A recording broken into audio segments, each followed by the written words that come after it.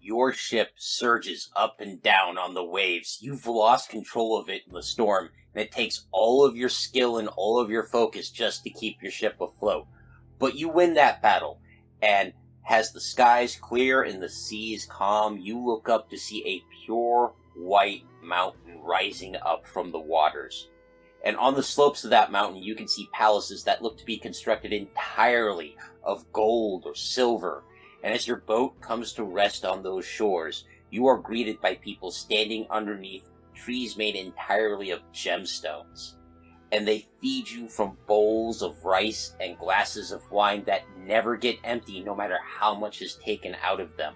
And as you stand there among these happy people, you realize you have done something that even the great emperors of China have failed to do. You have found Mount Penglai. That's right, today we are taking a look at Mount Penglai, a mountain island that appears in Chinese, Japanese, and Vietnamese myth. But first, hello, my name is Garvin, and I read things and natter on about them on the internet for your entertainment. Now, with the introductions out of the way, let's turn to Mount Penglai. Mount Penglai, according to the classic of Mountain Sea, is at the eastern end of the Bohai Sea. That sea is a real place, and you should be seeing a map of it on your screen right about now. I do want to make a quick note here, by the way. When I saw it was listed in the classic of Mountain and Sea, I thought, that's cool, I own that book. And when I went to grab my physical copy, which is the Penguin's Classic version, that's the translation by Annie Burrell, I couldn't find Mount Penglai listed in there at all. Now, I do own a second copy. It's a Kindle copy, which is the translation by Isolde Kensington, and that was published by Daybreak. And it's right there on page 123. It's a single line. Mount Penglai lies at the end of the Bohai Sea. So, if you're using the Penguin copy and you don't see it, I'm right there with you. On the flip side, if you have the Penguin copy and you know what page it's on, please feel free to share that with me so I can look at it and feel ridiculous for missing it. Thank you in advance. Now, all that said, I was able to track down other sources online, and they'll be, of course, listed in the description. I'm also going to link to both copies of the Classic of Mountain and Sea as well. So, let's move forward. Mount Penglai gets more detail in other works, like the Shi Zhou Shi and the Li Zi, as well as records of the Grand Historian. Now, the Shi Zhou Shi, as far as I can find, is not translated into English. I think the Li Zi is translated into English, but a lot of the copies I found said analysis, so I'm not sure if that's a full translation or not. Records of the Grand Historian, I'm pretty sure is translated into English, but I've been unable to get a copy at this time, so I'm going to have to work with the sources I have. But let's dive into Mount Penglai itself. It's said to be the home of the 8 Immortals of Daoism, as well as the Immortal Wizard Anqi Sheng.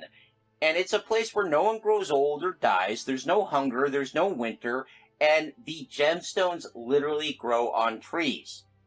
Those of you who have watched prior videos like Hi Brazil or Prester John might be thinking that this kind of thing has shown up before, and you would be right. It does show up in other lost lands. But that does kind of speak to a sort of universal thought on what paradise would look like, doesn't it?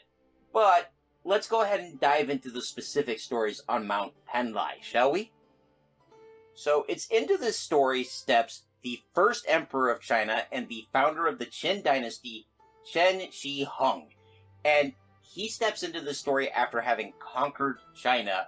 And then he realizes, oh, I might not be around as long as I would like to enjoy the fruits of these labors. So, like any reasonable person, he sets his sight on becoming immortal. I joke, but that is something he shares in common with the current generation of powerful old men. His first step was to send out his men to find Anqi Sheng and bring him to the imperial court, because there were already reports circulating around that Sheng was over 1,000 years old, and the emperor wanted to know how the wizard had pulled that off. To be fair to Emperor Hong, so would I. So, Wizard Sheng and Emperor Hong sat down and they had a really intense conversation that lasted 3 days and 3 nights. And at the end of that, Anqi Sheng told Emperor Qin Shi Huang, I can make you immortal, but you gotta meet me at Mount Penglai to do it. And instead of doing what I expected, which is grab this sorcerer and say, well, take me to Mount Penglai then, the Emperor instead gave him a bunch of gifts of jade and gold, and waved as he left. And then he turned to his servant, Zhu Fu. Zhu Fu was an alchemist and an explorer who also served as the court sorcerer, and he was given the task of finding Mount Penglai because no one knew where it was, and no one lived there except immortals. So Zhu Fu accepts the task, and on his first expedition he heads out, and then comes back claiming he needed more ships, bigger ships, and more archers because there were a lot of sea monsters out there in the way. The Emperor's not going to be thwarted by some sea monsters, though, so he rounded up everything Zhu Fu said he needed and sent him out. And the second expedition went out with 60 ships, more armed men, more supplies, and 3,000 virgin boys and girls. And there is no explanation for that that is not going to invoke the wrath of the Dreadlord algorithm, so I'm just going to walk right past that fact. Sui Fu and the second expedition would never return to China, and this is where we enter Japanese story traditions, because it's said in Japan that Sui Fu landed on Japan and realized that if he went back to report failure again, he was gambling with his life. Considering all that, he decided that Mount Fuji was close enough to Mount Penglai for government work and settled down. It said he brought new farming techniques and greatly improved life for the average Japanese person. And even today in Japan, there are temples and research institutions all carrying his name or devoted to him. Meanwhile, the Emperor never found Mount Penglai and died, as all men do, and I'm optimistic enough to believe that the current set of liver-spotted tyrants are going to follow in that path. Now, in Japanese mythology, Mount Penglai is referred to as Horai, and it is mentioned in the story of the bamboo cutter, which is the story of an elderly bamboo cutter who found a thumb-sized baby inside a stalk of bamboo with a larger nugget of gold. Being childless, he brought the baby and the gold home to his wife, and they proceeded to raise the girl as their own. She, of course, grew up to be mind-blowingly beautiful because it's that kind of fairy tale and attracted many notable suitors. She didn't want to get married, though, so she set impossible tasks to each suitor, and one of those was to head out to Horai and cut off a bejeweled branch from one of the gem-growing trees. Our suitor, instead of doing that, though, just hired a craftsman to make a fake, but he didn't pay the craftsman, and that led to his downfall because that gentleman followed the suitor over to the lady's house and promptly spilled the tea. And who can blame him? Remember, folks, when it comes to craftsmen, the motto is, let me make this abundantly clear. I do the job, and then I get paid. But let's get back to Mount Penglai and exactly who these 8 Immortals and Anqi Sheng are supposed to be and why they lived there. Let's start with the 8 Immortals. These are all people who were born mortal but achieved immortality through various means, and while they are celebrated in larger Chinese secular culture, they're especially revered in Daoism as people who are able to rise past the limitations of human nature through their understanding and application of the Tao. To translate this, at least as far as I understand it, into a more Western concept, these are people who achieved a kind of enlightenment and became more than human, and their immortality is a reflection of that. Now, according to my sources, there are certain powers that all of the immortals have, as well as each immortal having powers that are specific onto that person. But let me touch on those common powers real quick. There's the ability to shapeshift into objects and other creatures, the gift of healing, various ways to predict the future, and of course superpowers granted to them through the control of ki. I'm not going to get into ki too much because that's its own video, and I should mention that this is just going to be a brief look at each immortal here. If you would like to see a video just focusing on a single immortal, keep in mind that's in the control of my patrons, and $1 a month gets you a vote. With that said, let's go ahead and take a brief look at these 8 immortals. Hong Xiangu is described as the only woman in the group. She was born with exactly 6 hairs on her head, I'm assuming more grew in later, And when she was 14, she received a vision from heaven explaining how she could avoid dying by eating less food and substituting that food with mica powder. I'm just going to say, don't try that at home, kids. She's often shown holding a lotus flower and is symbolized by it in various Chinese artwork. Cao Go-jiju is a historical figure. He was a member of the Song dynasty. He's the patron of acting and theater. He's usually shown wearing official robes and holding a jade tablet or a paiban, a musical Chinese instrument that's also called a clapper. Li Tuigai is known to be short-tempered and often shown as a disheveled old man with an iron crutch and a gourd that holds medicine that can cure any illness. He's seen as a champion to the poor and downtrodden since he'll often appear among them and distribute that medicine to help cure any illnesses or sicknesses. Both the crutch and the gourd are used as his symbols in art. Next we have Lan Xia, who is sometimes shown as a man, other times shown as a woman, and some of my sources actually claim that they are intersex or were born physically male, but believe they should have been born as a woman, which shows that some things are older than many would have you believe. Lan achieved immortality by getting very drunk and riding to heaven on a crane, which is a heck of a feat, drunk or sober. They're symbolized by a bamboo flower basket and a pair of clippers.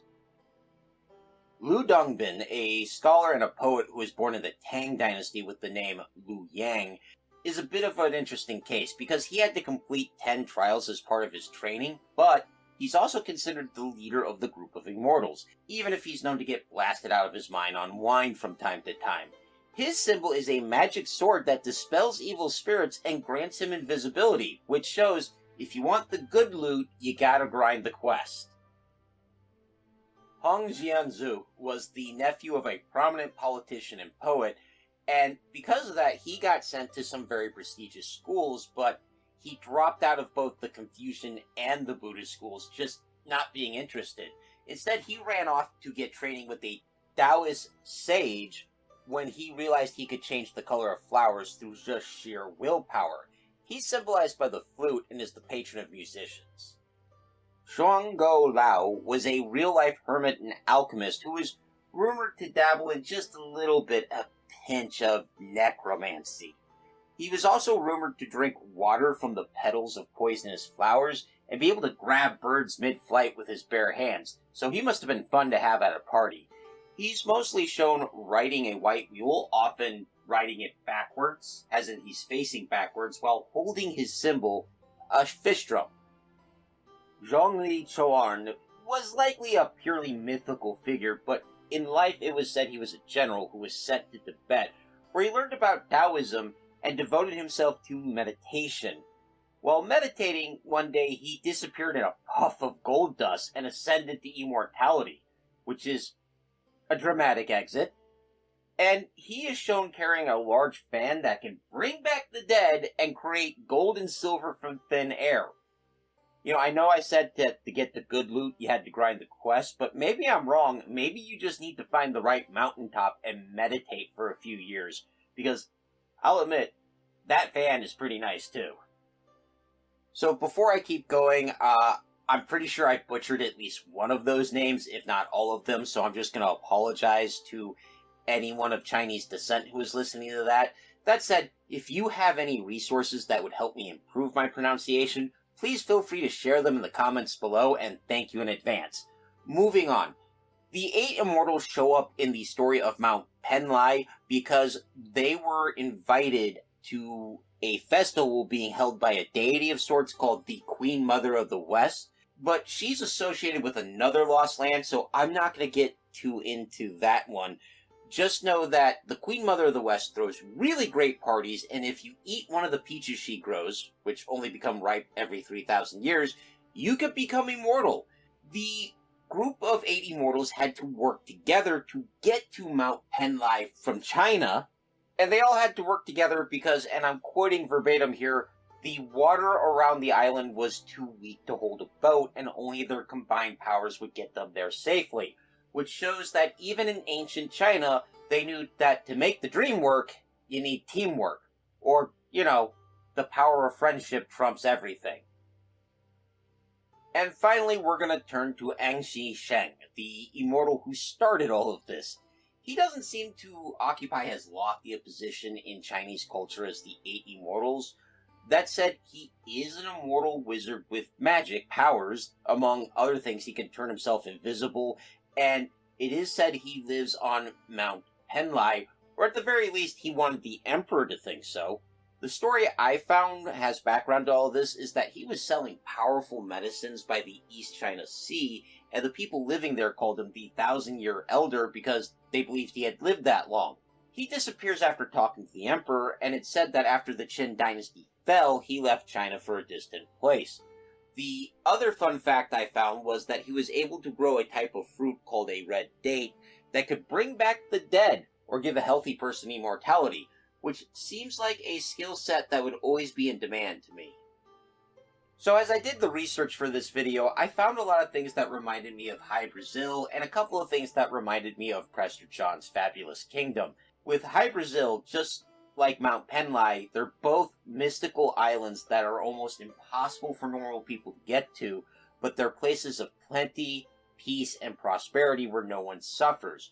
And with Prester John, you have all these fabulous things that are happening in this location that is just beyond where you can reach, right?